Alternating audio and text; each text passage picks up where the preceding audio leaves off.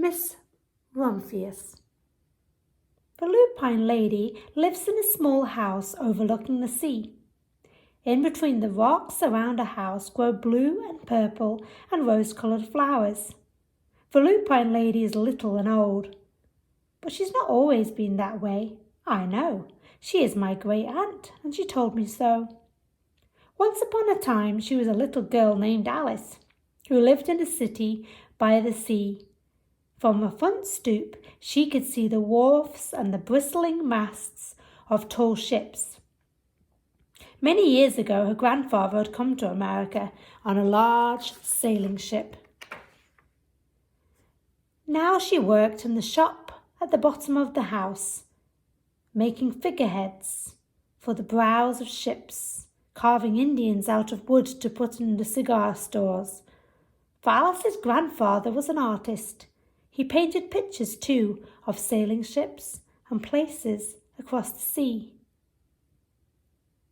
When he was very busy, Alice helped him put in the skies.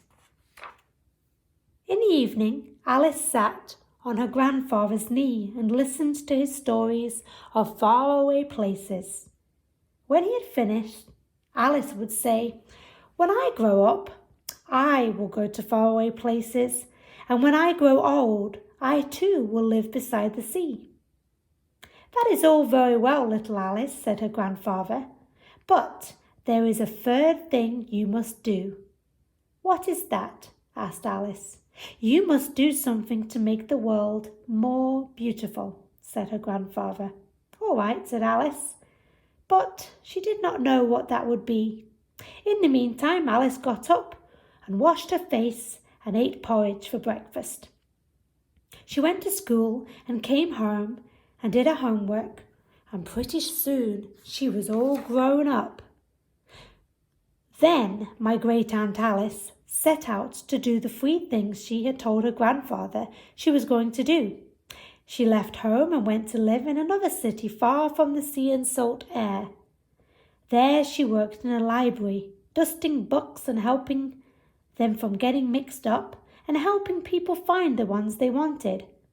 Some of the books told her about faraway places. People called her Miss Rumphius now. Sometimes she went to the conservatory in the middle of the park. When she stepped inside on a wintry day, the warm, moist air wrapped itself around her and the sweet smell of jasmine filled her nose. "This is like a tropical isle," said Miss Rumphius, "but not quite." So Miss Rumphius went to a real tropical island where people kept cockatoos and monkeys as pets. She walked on long beaches picking up beautiful shells. One day she met Baba Raja, king of a fishing village.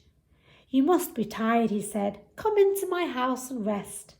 So Miss Rumphius went in and met the Baba Raja's wife. The Baba Raja himself fetched a green coconut and cut a slice off the top so that Miss Rumphius could drink the coconut water inside. Before she left, the Baba Raja gave her a beautiful mother-of-pearl shell, on which he had painted a bird of paradise and the words, "You will always remain in my heart." "You will always remain in mine too," said Miss Rumphius. My great-aunt, Miss Alice Rumphius, climbed tall mountains where the snow never melted. She went through jungles and across deserts. She saw lions and kangaroos jumping, and everywhere she made friends she would never forget. Finally, she came to the land of the lotus eaters, and there, getting off a camel, she hurt her back. "What a foolish thing to do," said Miss Rumphius. "Well, I have certainly seen faraway places. Maybe it is time to find my place by the sea." And it was, and she did. From the porch of her new house, Miss Rumphius watched the sun come up. She watched it across the heavens and sparkle on the water, and she saw it set in glory in the evening. She started a little garden among the rocks that surrounded her house, and she planted a few flower seeds in the stony ground. Miss Rumphius was almost perfectly happy.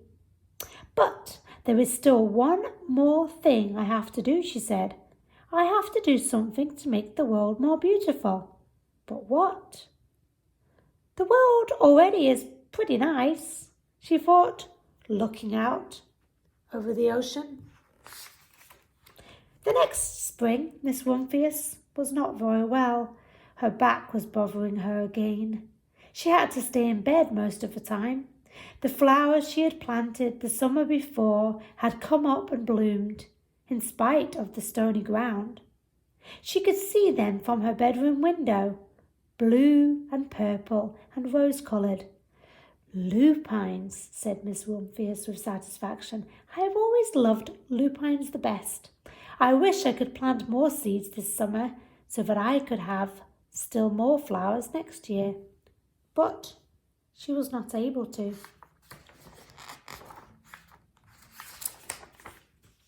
After a long, hard winter, spring came.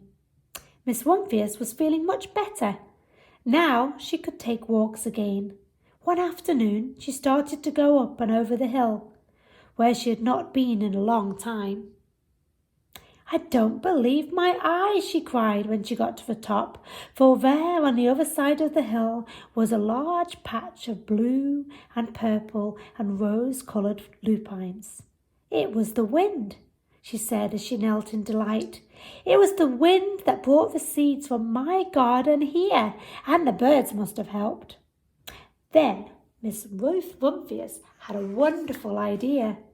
She hurried home and got out her seed catalogues. She sent off to the very best seed house for 5 bushels of lupine seed. All that summer, Miss Rumphius, her pockets full of seeds, wandered over fields and headlands, sowing lupines. She scattered seeds along the highways, down the country lanes. She flung handfuls of them around the schoolhouse and the back of the church. She tossed them into hollows along the stone walls. Her back didn't hurt her any more at all. Now, some people called her that crazy old lady. The next spring, there were lupines everywhere. Fields and hillsides were covered with blue and purple and rose-coloured flowers. They bloomed along the highways and down the lanes. Bright patches lay around the schoolhouse and the back of the church. Down in the hollows and along the stone wall grew beautiful flowers. Miss Rumphius had done the third most difficult thing of all. My great-aunt Alice, Miss Rumphius, is very old now. Her hair is very white. Every year there are more and more lupines. Now they call her the Lupine Lady. Sometimes my friends stand with me outside her gate, curious to see the old lady who planted the fields of lupines. When she invites us in, they come slowly. They think she is the oldest woman in the world. Often she tells us stories of faraway places. When I grow up, I tell her, I too will go to faraway places and come home to live by the sea. That is all very well, little Alice, says my aunt, but there is a third thing you must do. What is that, I ask? You must do something to make the world more beautiful. All right, I say, but I do not know yet what that can be.